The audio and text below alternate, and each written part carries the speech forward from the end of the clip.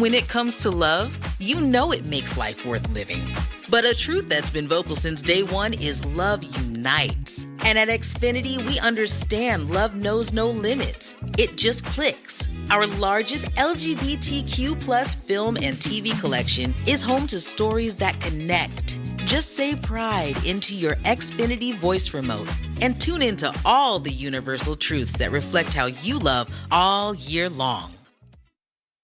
This episode is brought to you by Shopify. Whether you're selling a little or a lot, Shopify helps you do your thing, however you cha-ching. From the launch your online shop stage, all the way to the we just hit 1 million orders stage. No matter what stage you're in, Shopify's there to help you grow. Sign up for a $1 per month trial period at shopify.com/special offer, all lowercase.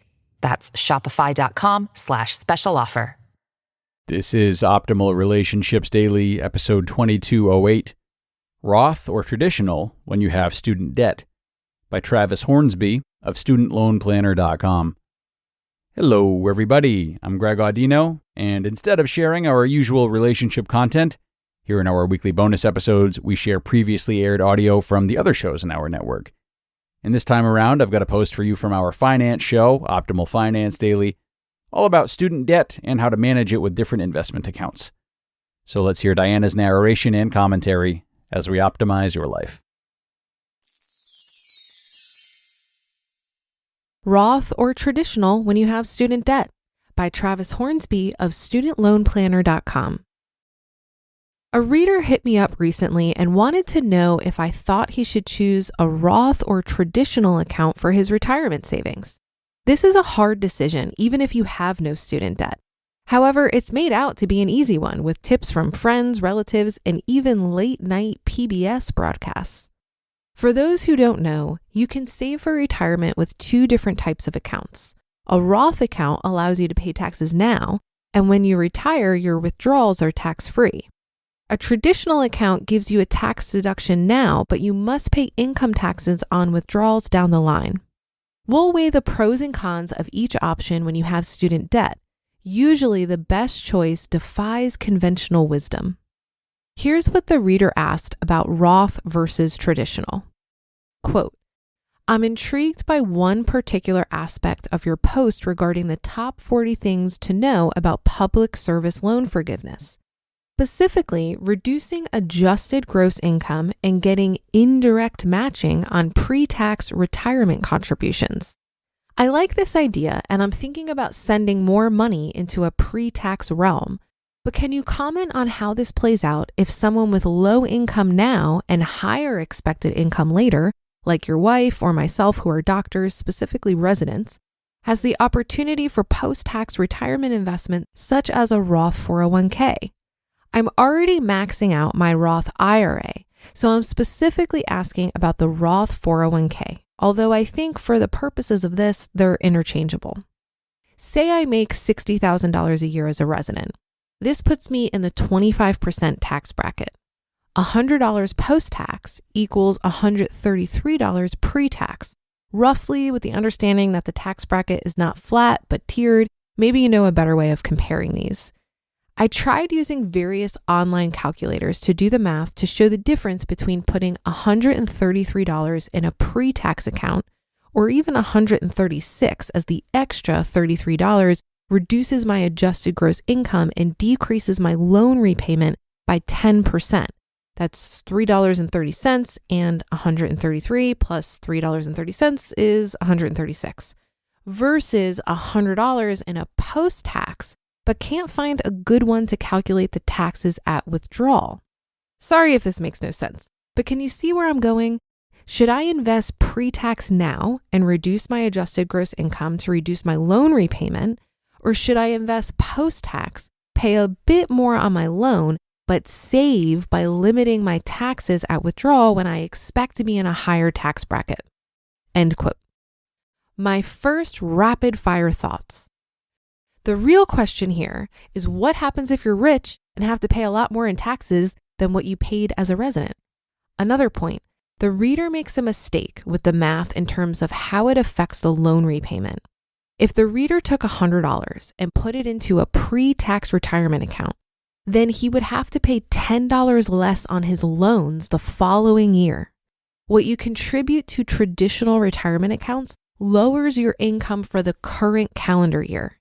That means if you saved the maximum $19,500 in your traditional 401k, your student loan payment would be reduced by $1,950.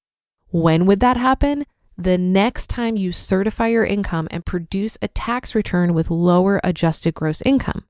It's confusing, but loan servicers tend to use your taxable income from the prior year to determine your income-driven repayments for the coming year. With public service loan forgiveness, the retirement answer is obvious.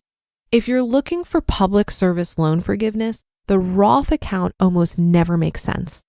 99% of borrowers using public service loan forgiveness should be exclusively using a traditional account because you want the tax deduction now. Our resident doctor was only in the 25% federal tax bracket. However, most resident programs are located in higher tax areas with a high cost of living. That means our reader is probably not deciding where to put his next $15,000, but more like his next $5,000. Let's assume his state charges 5% income tax. Now we're up to 30% that he's saving in taxes for each dollar of contribution to a traditional retirement account. However, as I mentioned, each dollar saved also reduces his loan payment by 10 cents. So that's like a 10% tax savings in the form of lower student loan payments. This 10 cents is a taxable amount, so it needs to be grossed up for taxes. Hence, it's probably more like 13 cents for each dollar saved that you get back in the form of lower student loan payments. In that case, the marginal savings of our resident contributing to a traditional account is about 43%. But I'm going to be rich. Why won't you let me use the Roth? The vast majority of doctors are not in a 40% bracket in retirement when they're pulling out required minimum distributions at 70, like probably over 90%. Even so, most physicians have to go to the complicated step of doing a backdoor Roth IRA because they're over the income limits. Heck, many never retire, period. You're protecting against downside risk in retirement when you save in a traditional account. If you're going for public service loan forgiveness, you should really focus on building assets and protecting against the worst case scenario, which is you having to work forever. Maybe you could say taxes are going up and that's why you want to use a Roth. If so, then the reward for charitable contributions would go up too. You can currently contribute much of your required IRA distributions to charity and deduct it unless you're Mitt Romney. And if you're that rich, then you have bigger problems to worry about. If you did end up poorer than you thought you'd be, you'd better hope you took the deduction early and saved more with the traditional. The way I look at it is downside protection. Most people save almost nothing relative to their incomes, professionals included. And those folks need to drastically increase pre-tax before they even think of a Roth 401k. You just listened to the post titled Roth or Traditional When You Have Student Debt by Travis Hornsby of StudentLoanPlanner.com. When it comes to love, you know it makes life worth living. But a truth that's been vocal since day one is love unites. And at Xfinity, we understand love knows no limits. It just clicks. Our largest LGBTQ plus film and TV collection is home to stories that connect. Just say pride into your Xfinity voice remote and tune into all the universal truths that reflect how you love all year long. Your brain needs support, and new Ollie Brainy Chews are a delightful way to take care of your cognitive health. Made with scientifically backed ingredients like Thai ginger, L-theanine, and caffeine, Brainy Chews support healthy brain function and help you find your focus, stay chill, or get energized. Be kind to your mind and get these nootropic chews at ollie.com. That's OLLY.com. These statements have not been evaluated by the Food and Drug Administration. This product is not intended to diagnose, treat, cure, or prevent any disease. This episode is brought to you by La Quinta by Wyndham.